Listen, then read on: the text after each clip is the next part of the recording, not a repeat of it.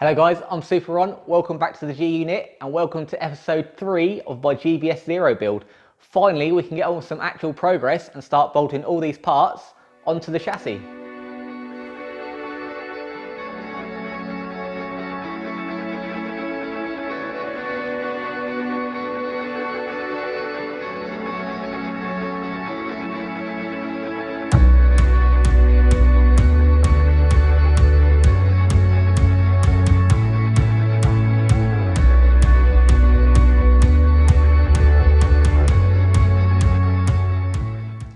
Now, something that I've learned after years and years of building cars and doing conversions of I always like to do a dry build first. Even though this has all been together and supposedly all the nuts and bolts are here, it's always best to go through it all first, make sure you've got all the nuts, the bolts, all the correct washers, because in my experience, nothing ever goes back together the same way, especially if you haven't taken it apart yourself.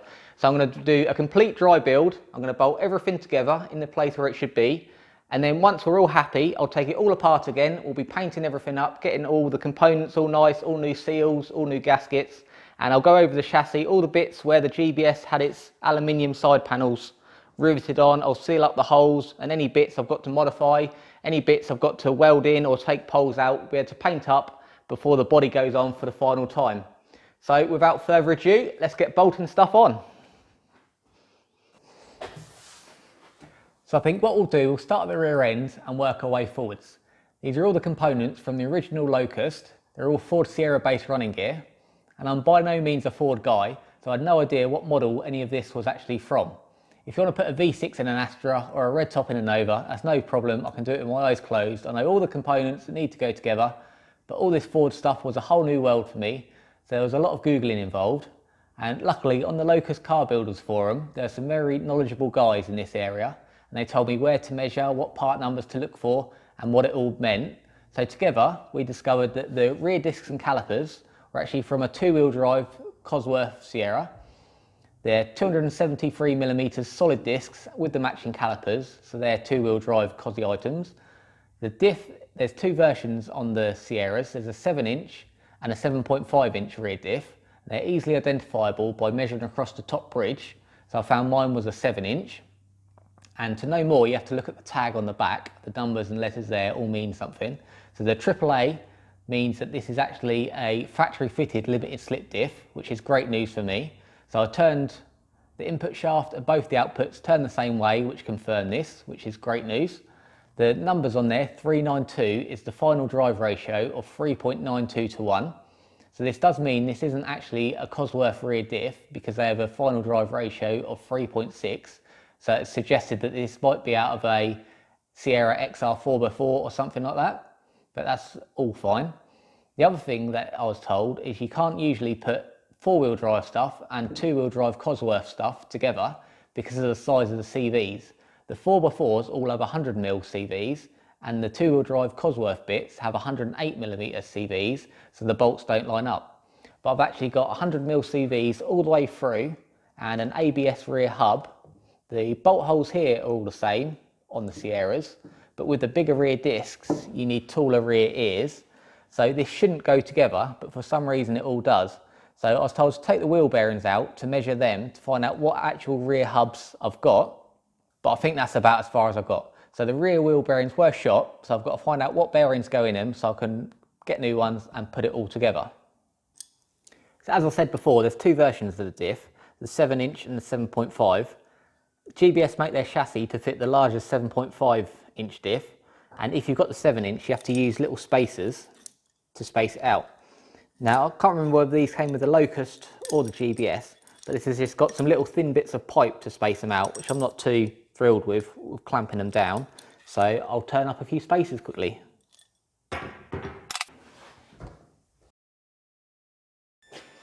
So we're over at my Fortis lathe. We're going to replace these thin little spacers with some aluminium stock. They're 16mm deep, so I'll turn that down, and it's an M12 bolt, so I'll drill a 12mm hole through the middle.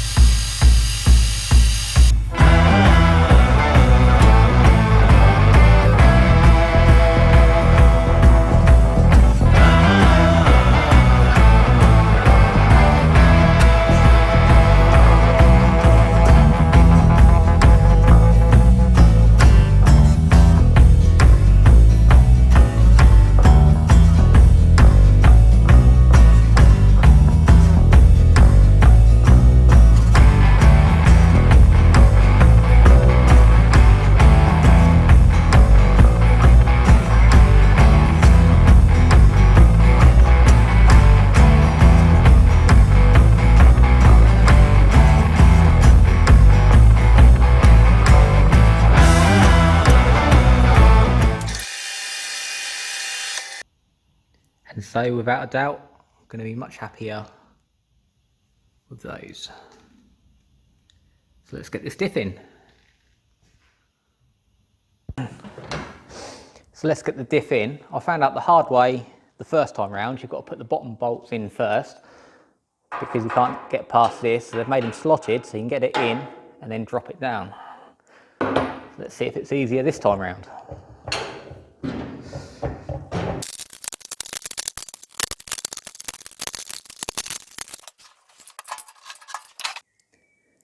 So that's the diff in. You can see the spaces there, much better. But it looks like it needs another spacer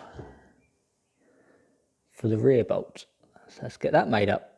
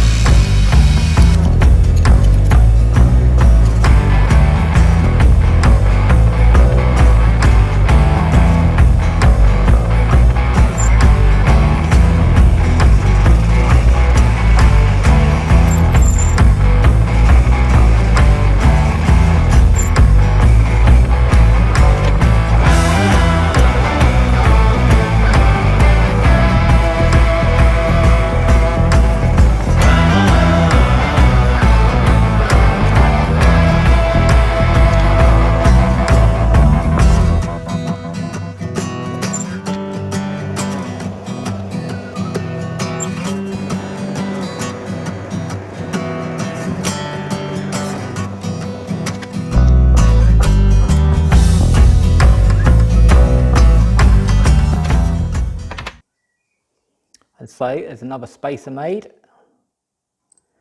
to go in the back.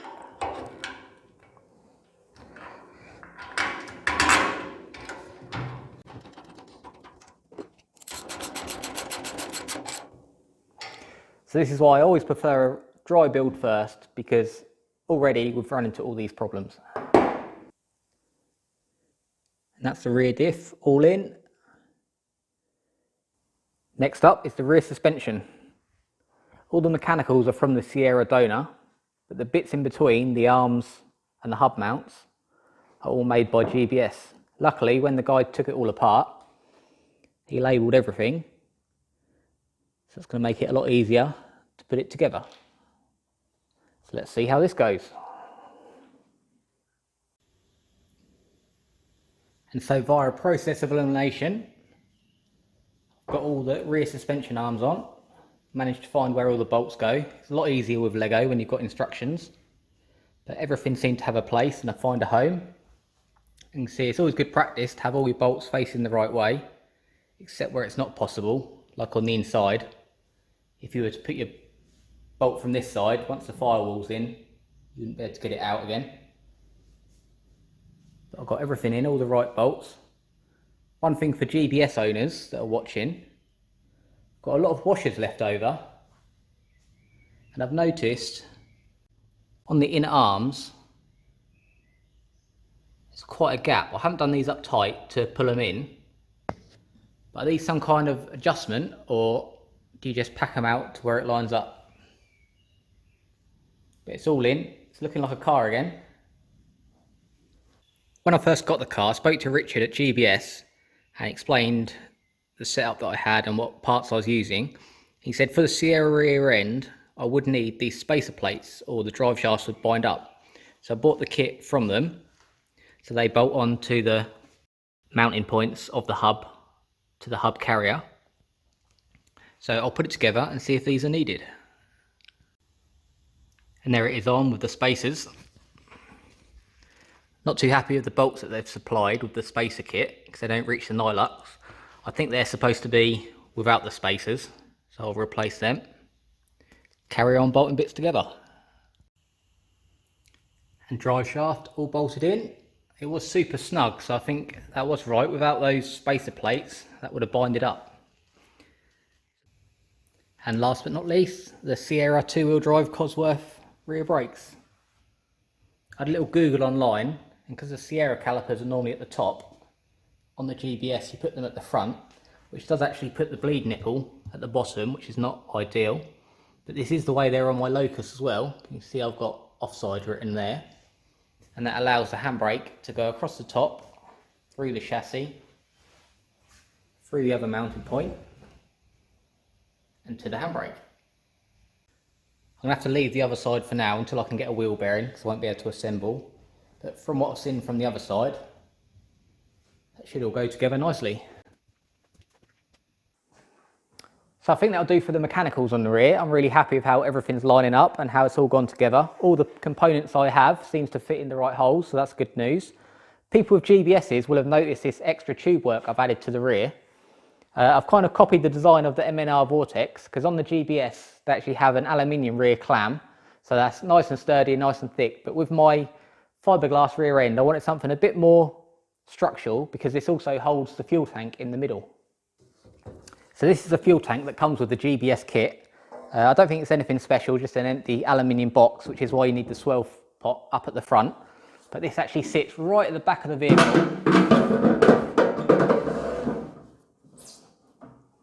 Right at the back there, and fills up via the rear panel. So with my fiberglass rear end, I felt this was very vulnerable. It only takes someone with a tow bar just to reverse into it, and that'll punch her straight through. So I added these bars up to the roll cage to give a bit of sturdity there. And I recycled this piece from the Locust. And that sits in there. So now the fuel tank is nice and protected from a rear end impact.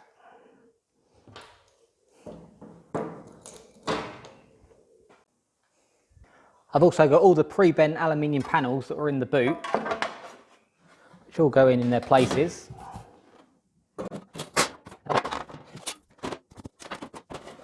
That does make a nice enclosed boot area. I've got all the carpet to go in there as well. And it's got all the aluminium panels for the interior of the cockpit, so that'll be fully enclosed. And as it's all been on before, all the holes are pre-drilled. Everything should go back all in its old holes. So next up, working through the anatomy of the car, I guess it's time for the gearbox.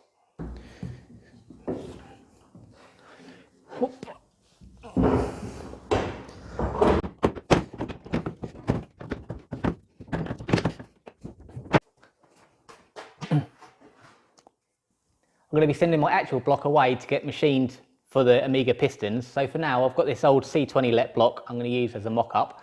I want to stick a crank in it because I want to get the oil pump and all the front covers off, so it'll be a full mock-up and I'll know how far the front of the car and everything fits together.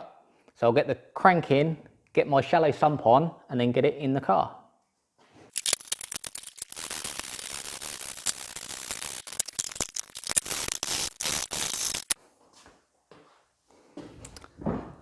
So let's see how strong I'm feeling.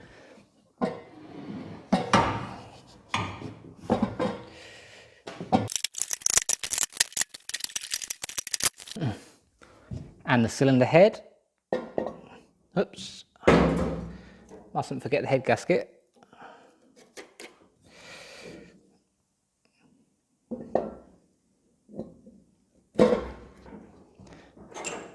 Even got some head bolts going in.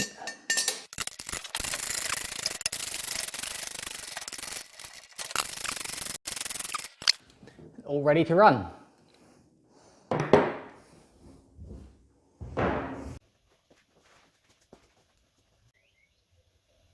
And that is the engine in place. Got it dead level with the chassis. Gearbox all bolted on. The gearbox is on the standard GBS mount, so that's my datum forwards. And I've got it dead level with the chassis rails and exactly in the middle of the car. I was going to modify the GBS Duratec engine mounts, but I dug out my Astra engine mounts that I made up for the rear wheel drive Astra, and as it turns out they couldn't be more perfect. I think I'll be using them, just making up some little L brackets and bolting them to the GBS plates. It's going to save so much more time and effort with these already made than to modify the GBS ones. So I'm really happy. Sump clearance barely goes below the chassis rails, so he's happy with that. Overall, sits in there nicely. I've got the important parts on, everyone wants to see to start with, of course, the throttle bodies. They do clear the chassis where it sits, but my body actually sits higher than the chassis rail, where this piece of box section is. So I'm not sure what to do, whether to raise the throttle bodies. I was thinking of having them come in straight out like a QED direct to head throttle bodies, cut and shut in the inlet manifold so they shoot straight up. Or I could cut some of the body out so it's half in the body and half in the bonnet. Have to wait and see on that one. And I tried the exhaust on as well. And the first bit went on absolutely perfect, bolted straight on. The only bit I'd take off was the oil return, because it's the C20 lit block. But obviously you wouldn't have a turbo return and no turbo. So that went in, that clears everything absolutely perfectly. Unfortunately, the other two runners kick out more and they hit this top chassis bar. So I don't really want to cut the bar out, I'd rather modify the exhaust. So with a bit of cutting and shutting, hopefully I'll be able to get the exhaust on without too much fuss. And the next bit to try on was the prop shaft. This is the one from the Locust, and I did have a feeling it wasn't going to fit, because I looked at the dimensions of a GBS one, and the Locust one was slightly longer. So I guess on the GBS the engine sits slightly further back, because as you can see we're lined up nicely at the diff, but the gearbox isn't going to go in. So I looked up on kit spares the GBS prop shafts, and they're about £200 to buy brand new. Hopefully I'll be able to get this one shortened, because it doesn't look like it's had any use. All the joints all look brand new. So if I can get this one shortened down for less money, that'll be a winner. So I think we're going to wrap this video up here. I'm really happy with progress. We've almost made it to the front. I was hoping to get the front suspension and the steering rack on, but all the machining work we did at the rear for the diff spacers took a little bit longer than expected. I hope you enjoyed the lathe videos, because there's nothing more satisfying for me than doing machine work on the lathe. So if you did, let me know, and I'll be sure the next pieces that we need to machine and customize, I'll be sure to put them up as well. The rear end is pretty much all finished now. Everything lined up nicely and everything bolted together in its proper places. I've just got to find out what wheel bearings are at the rear, and then we can get this really buttoned up and everything will be on there finalised. I need to find out what to do about the prop, where I can get it shortened and how much that's going to be. Gearbox is all good, that fits and clears the tunnel nicely. Engine, I'm really happy with the engine placement, and I'm especially happy that it's on these engine mounts that I made about 12 years ago. They couldn't be more perfect for the job. I've got to work out what I'm going to do with the throttle bodies, whether to cut out the body at the bottom and then the bonnet at the top. What I prefer to do is cut the inlet manifold and have them swept up slightly with an air box on them and a cold air feed to the front nose cone, because that will help with the cold air temperatures, and it also help keep the noise down for a track day. The exhaust on the other side just needs a little bit of tinkering, and I'll cut and re-weld that to go around the chassis. But overall, I'm really happy with progress. It's been great to actually do some work for once and get my hands dirty, rather than just presenting and talking about different bits and pieces that I've bought. We're actually making progress on the car now, which is fantastic. I hope you enjoyed it. I've been reading all your comments and you really seem to enjoy the episode so far. So that really gets my enthusiasm up and keeps me going. So make sure you like and comment, and that really gets my motivation up to get to the next stage of the build. I'm really happy with how fast it's coming along, and in the next episode we should have almost a complete looking car. If you are enjoying what you're seeing and you're not subscribed already, make sure you do, because then when episode 4 comes out you'll be first to see it. So I'm going to wash my hands, get ready, order some parts. Until then, make sure you have fun.